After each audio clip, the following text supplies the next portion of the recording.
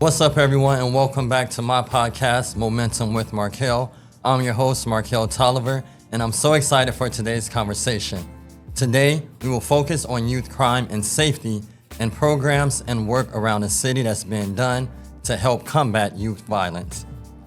Today, we have Robbie Johnson, Outreach Community Coordinator at the Firehouse, Corey Dooley Johnson, founder of Community Corey LLC, and Nisi Williams, Director of My Shy, My Future, Austin, and Project Exploration.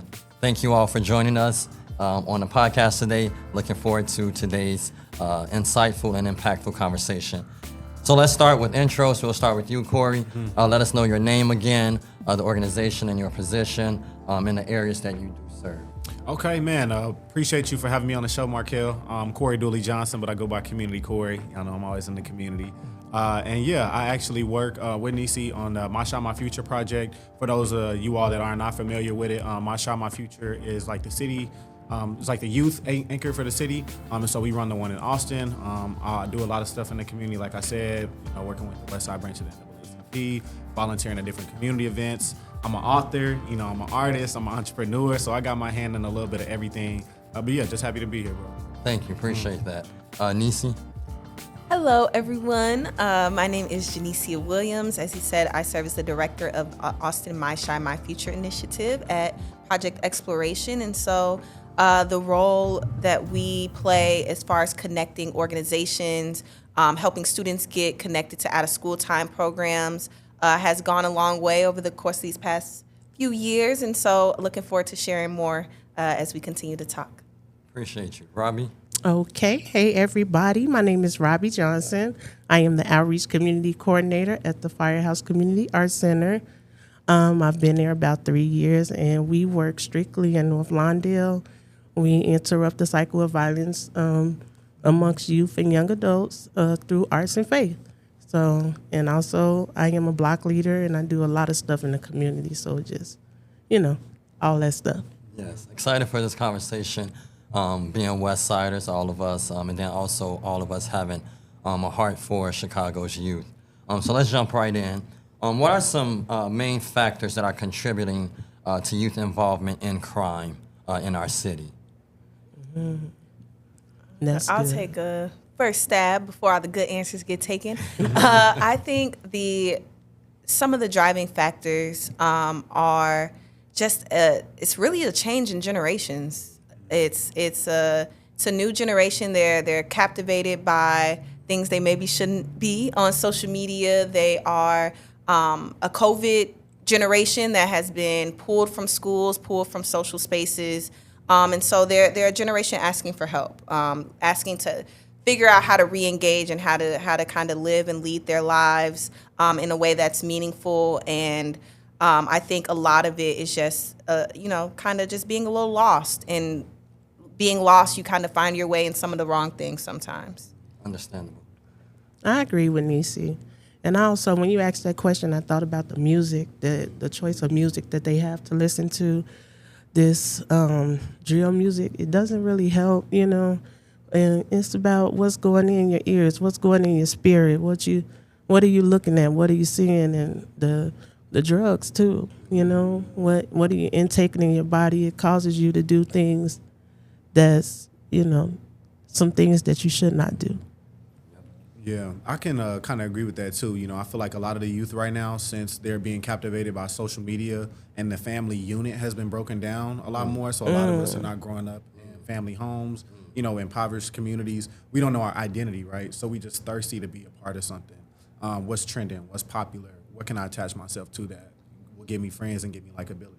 So I think the more youth that can find an identity, which is really knowing God and having a relationship with Him, the more that, the more to help.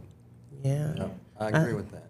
I think about, I have a 25-year-old, but when she was in high school, I used to be listening to that kind of music myself. And one day we was just going and we was listening to Black Youngster, right? And I was like, she jamming, we on the way to school, and she ended up knocking somebody out and being expelled that day.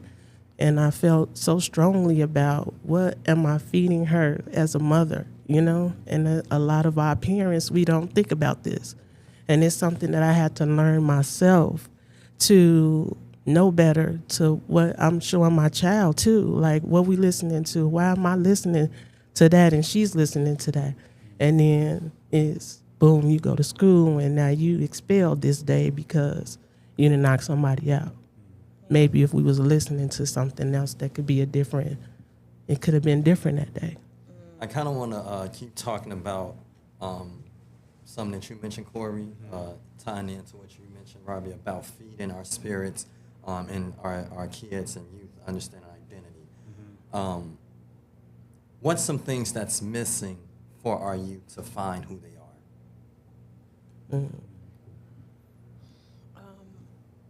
I think students are missing that point of conversation. And going back to Robbie's point, it all starts at home. It starts every room I step in, whether we're talking about safety, whether we're talking about youth getting involved in programs. The first barrier that comes out of everyone's mouth is parents. Hey, where are the parents? What are they? Are they bringing their kids to programs? Are they making sure they have what they need at night? And it's not to be berating of a parent that may be trying to do their best. I think it's just a testament to the rest of our kind of social services and work is how can we make sure that parent has what they need to be successful for their child. And a lot of parents are young. Absolutely. A lot of parents are young and they trying to live, like I said, I'm listening to the music just like they are. And so if I'm still trying to grow up and I'm still trying to find my place in the world, how can I be there for a child in a way that is leading them in a direction that I'm not going in myself? Now, how can we not combat or stop it, but how do we take a hold of young moms, young fathers? How do we get that situation under control so we don't have so many young moms, young fathers that are still trying to live their own life while raising young kids? I think about I was a teen mother. Like what you were saying, I was 16. I had 3 kids by the time I was 21 years old. So it's like, what kind of resources would I have needed then? I needed the village, in which we had that. The village is not available to the generation now. Everybody in my neighborhood knew who I was, and I had support from the people in my community. And a lot of times now, we don't even know who lived 3 doors down from us. Our kids is walking past. The people that's older than them, they're not connecting with them, and they don't feel the love that I felt when I was a young girl at that time.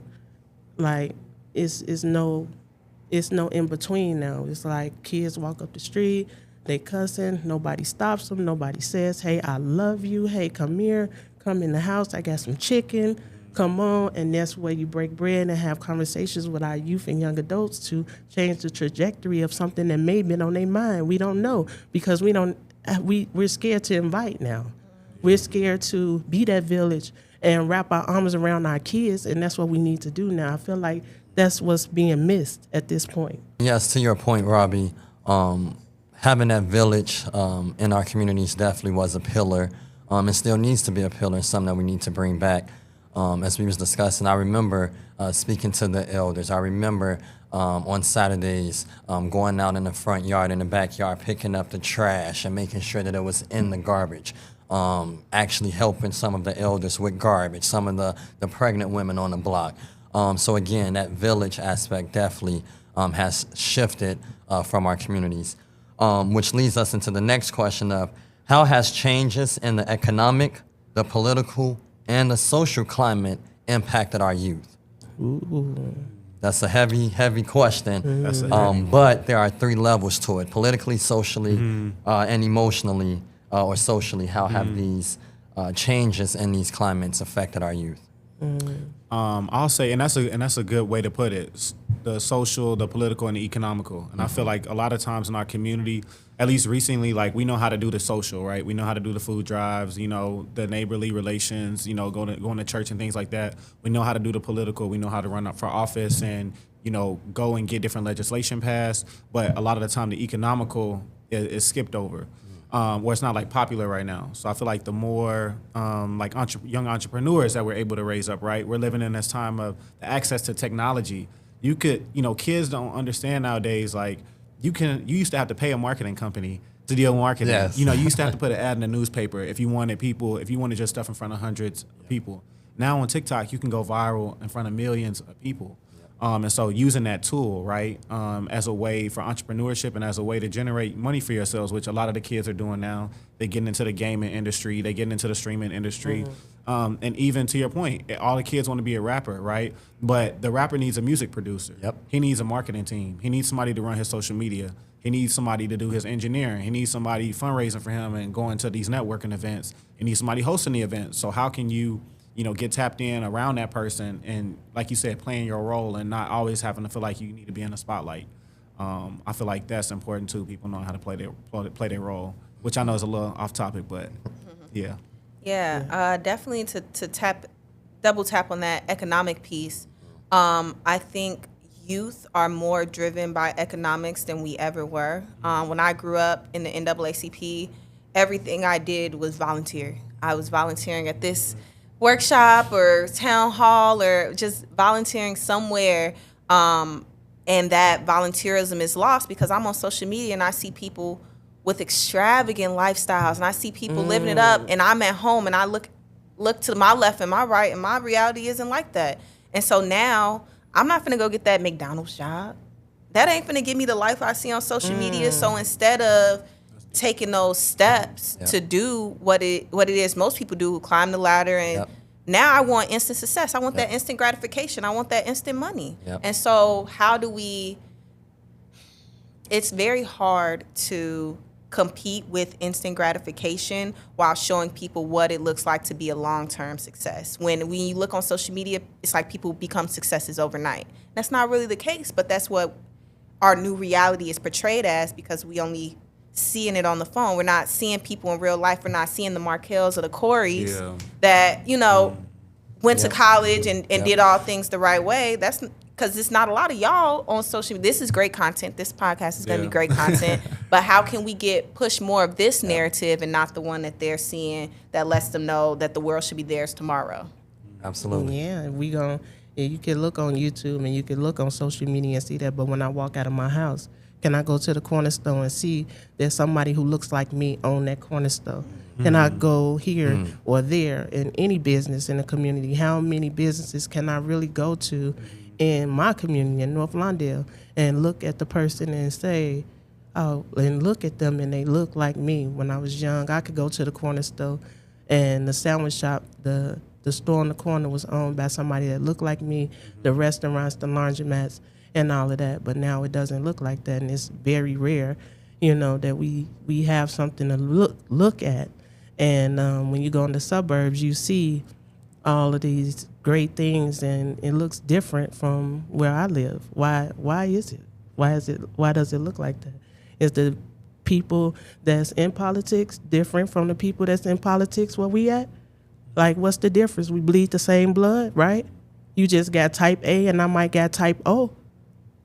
Why is it different? Yep, absolutely. Want to go back to something that you said, Corey, about careers. I've been heavy on that with two of my mentees because our kids are so focused and driven on the glamour of things. To your point, Nisi, basketball players. I want to be a rapper. The average careers, but how do we get them to understand these people that you're trying to aim for have a whole team, 5 to sometimes 500 people behind them that's doing the work that we see on social media. To your point, that was something else that I was going to say, Nisi, that some of the stuff that we're seeing and that is being shown is actually fake. It's, again, social media. It's going back to Nisi's point, it's not what they're showing, the hard times and the sweat and the blood that they actually had to get there, the times that they had to sleep over at their mom's house for a week, or the bills were a little late. Again, we're all so used to what the social media say, how does it look? So definitely continuing to push with our youth careers, and then also, to your point, Nisi, long-time success, and not just the short-term, I get it here, I get it there, quickly in a moment. Yeah. What misconceptions exist about our youth and about youth crime? We were talking about this earlier in terms of media and what the media portray. So definitely want to talk about that. What is the media portraying to lead to these misconceptions? And then how can we change that narrative? I think something that's been a trending topic lately is the large youth gatherings downtown. And it's so funny how media works, because you saw the 300 kids that overtook, the AMC area, but you didn't see the 1,500 kids that the mayor's office had at Navy Pier just the day before. Right. But that's not what's being portrayed. We hyper focus on the negative as in media, and then that's what people look to emulate, instead of seeing, oh wow, there were 1,500 that were just at Navy Pier, and that was fun and that was positive. How can we do more of that? No, we're focused on the punitive, the negative. Absolutely. How can we stop teens from going downtown? All of these kinds of things, when that's only part of the story. And so that's always something that bothers me, is how media puts that negative story as the lead, and buries the true. Because all of our kids are not bad. All of our kids are not criminals. All of our kids are not impoverished or lacking education. There are kids who are doing great things, that are getting scholarships, that are going to college. But because we don't talk about them enough, because we don't celebrate it enough, now we're always focused on what's missing. And I think that's like a human nature thing. Like, it's not about what you have. It's always about what you're trying to get, what you don't have. But yeah, I definitely think that narrative needs to change. I just agree wholeheartedly with Nisi. Yeah. Like, Absolutely. that answer was spot on. It's what they show the masses, that we look like this, but we really don't. It's like putting on a bad makeup face. I don't know. No, that's not what's really happening. We have great kids in Chicago. Absolutely. And people, when I go out of town, people always ask me, is it like what they show? And I always say no. I love my community. We have stuff going on like everywhere else. Absolutely. Yeah. But they just portray us to be like super bad, and it's not realistic. And that's true. Like, even I was watching one of the mayor's press conferences the other day. He was like, crimes was down, robberies was down. April was the safest month on record in the past almost 100 years, right? So there are good things happening. And even how are we using like technology? Like, all of the, not to say the older generation, but the people that don't want to change, they're like, get off TikTok, get off social media. Well, you can actually be leveraging these channels to reach people and get your message out there, right? The media might be portraying you one way, but if you build an audience and you build an attraction, you can portray yourself another way. And so I think the more, like, I have my own newsletter, right? I can put out, stuff that's going on the west side of Chicago from my perspective, right? My mama might see something on the news and feel unsafe, but then she'll read my newsletter and be like, okay, it ain't all bad. It's some good things going on over there too. To your point, Robbie, like you said with anything. But I think it's important that we leverage this technology and like these different channels, so that we continue to tell our stories and continue to be our own news outlets in a way. Absolutely. And on one of the previous episodes, one of the executive directors of a youth group actually mentioned something, to your point, Nisi, about what media portrays. Something that the media don't show is that you guys are in My Shot, My Future, and you guys have applications. They don't show that you guys had to let down 20, 200, 500 kids. So now that leaves 200, 500 kids with nothing to do. So therefore, since we didn't get selected for My Shot, My Future, we didn't get selected for One Summer Chicago, there's nothing left for us to do. So now we huddle amongst ourselves. All we got to do, go downtown, go to AMC, go this. And then again, talking earlier, there are all these rules and regulations that are put in place to still block our kids from going in or having to have an adult. So again, all of these portrayals that the media are showing aren't real depictions of our youth. How can community-led initiatives and programs work alongside policymakers to create lasting change? So organizations and work that you guys are doing and a part of, how can you guys work alongside of the mayors, the state senators, the aldermen to create lasting change that's sustainable for our youth? Yeah, that's a good question. Markel. I think that we definitely need to be on one accord, and we all have great ideas in the community, and we need to voice those ideas to our lawmakers and policy changes. Not just holding them in to ourselves too. Like, it's Miss Rogers in the house. She know some great ideas. We have to speak up and come together as one, as a community, and say, this is what we need, this is what this look like, and work alongside our aldermen and our state senators and state reps to bring these ideas forth. Absolutely. We definitely talked a little bit about this earlier, and that idea of coming together and how to kind of get on the same page and how to kind of move with one voice, one sound. And it gets challenging, right? When, because I'm doing this, my logo has to be on it, and because the mayor's in it, the mayor's name has to be on it, and so when you get done putting all those names and putting all those pieces together, and somebody feels left out, all these kinds of just back and forth with like understanding the dynamics of people and politics, you kind of lose the point that you were going after in to begin with, and so I think a lot of times we focus on what can be done immediately and what looks good and what sounds good and what looks good with my name on it versus, hey, instead of there are initiatives that we're planning for. Okay, we talked about parents a little earlier. Okay, instead of just throwing a parent event, right? Let's sit and let's spend time talking about some long-term strategies of engaging parents. But because that's a longer conversation and it might go past the grant cycle and it might, not fit into the scope of work, we kind of bypass the more serious needs that our community has in favor of responding to an RFP that doesn't even really know what y'all need to fix the problem. It might say it's for safety, but it ain't helping keeping people safe. What it's asking for is for you to put something on paper when really we need action today, action tomorrow. And so how do we as a community step a little outside of just what benefits us directly and work closer together to know and figure out what benefits the collective? Yeah, Nisi, that's good. I like that, Nisi. And even to your point, like you said, being patient and having our plan first. A lot of the times we look at our elected officials like, what's your plan? What's your plan? They are so responsible for such a large body of work. What's your plan? Do we have a plan that we're presenting to them? Like even right now with My Shot, My Future, and Nisi can speak a little bit to this, we're working on a transportation plan, right?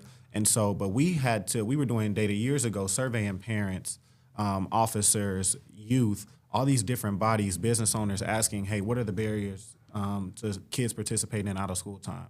And doing that with Project Exploration over the years, now we're like, okay, well, one of the main concerns is transportation.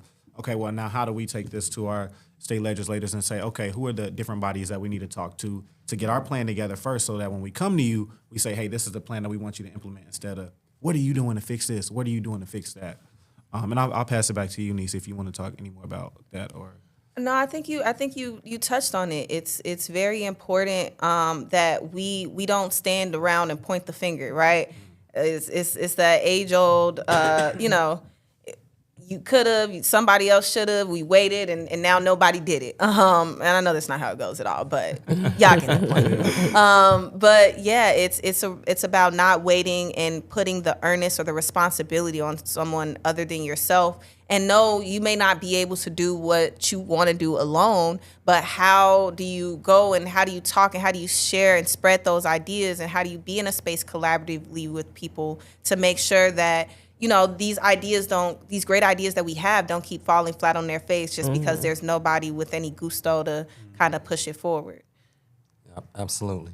What are some actionable steps and or local programs as well as yours that are making a difference in the lives of our youth and our communities? Well, in North Lawndale, we have, at the Firehouse Community Arts Center, we have what you call VIP, where we work with youth and we go back to their first love, see where they really love to do first. Sometimes they fall off the map, forgetting what you love to do as a child, and we go back to that.